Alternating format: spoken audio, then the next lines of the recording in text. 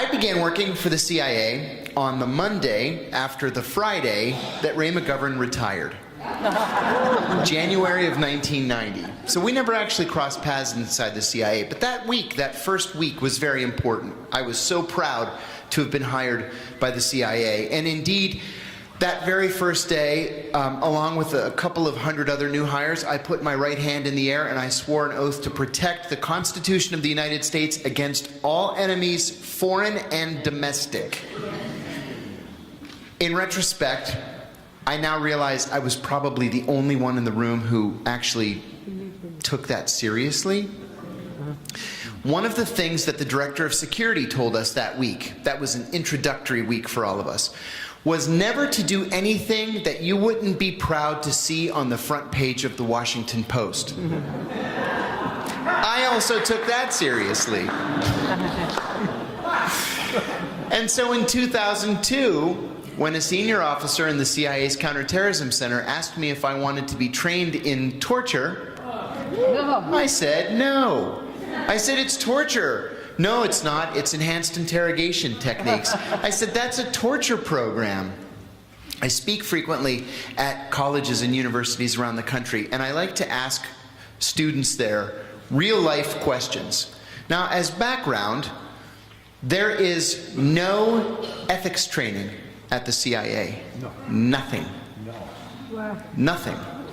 The problem with that, besides the obvious, is what a CIA psychiatrist once told me. He said that the CIA actively seeks to hire people who have sociopathic tendencies. Not sociopaths, but people with sociopathic tendencies. Sociopaths have no conscience. And with no conscience, you can easily pass a polygraph exam because you don't react to anything. But sociopaths are impossible to control.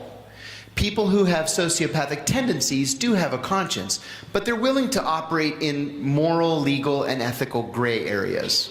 The problem is, there's no real way to weed out the sociopaths. And if you can't weed out the sociopaths, you can't weed out the psychopaths. And the psychopaths, because they're psychopaths, rise to the leadership positions.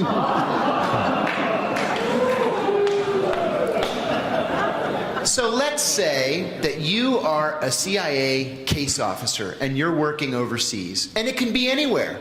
Let's say the Middle East. You're in Egypt. You're in a hotel room, and you have recruited a member of a bona fide terrorist group, Al-Qaeda, Hezbollah, ISIS, whatever it is.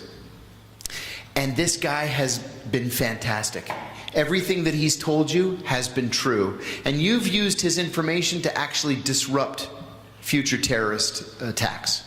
So he's been vetted, and he's really great. So you're in this hotel room, and you're meeting with him. And at the start of the meeting, he says, listen, before we meet, I want to tell you, I've given you everything. I've told you everything that's been true. You saved American lives. Now you're going to do something for me. You're going to go out and you're going to get me a prostitute right now, or I'm never cooperating with you again. So I want to see a show of hands. How many people would get him the prostitute? Some, not many. The answer is sure. I mean, you know, he's a scumbag, of course, but your job is to deal with scumbags, and you would be expected to go out and get him the prostitute. What if he asks for a child prostitute? Absolutely not. Under any circumstances. But that's not the CIA talking, that's John Kiriakou talking. Because there's no rule. Your job as a CIA case officer is to break the laws of the country that you're serving in. That's your job. Your job is to commit espionage, which in most countries is a death penalty crime. Your job is to convince people to commit treason for you, because they like you so much, or they like the money that you're giving them so much. So, because it's the nature of your job to break the law, there are no rules that are written for you to carry out that job. Now, the problem there is that most CIA case officers would procure the child prostitute. And even if they felt funny about it, they would be told by headquarters, you have a job to do. This is a bona fide source here. Go do your job. That's the problem, or the nature of the problem, of ethics in intelligence operations. There are no ethics in intelligence operations. I've come to the conclusion after all these years that there probably doesn't need to be a CIA. I think it's the truth. I think Daniel Patrick Moynihan was right in 1976 when he said that the CIA should be broken up. John Kennedy was right in 1963 when he said the CIA should be broken up. Certainly other governmental organizations can carry out those duties.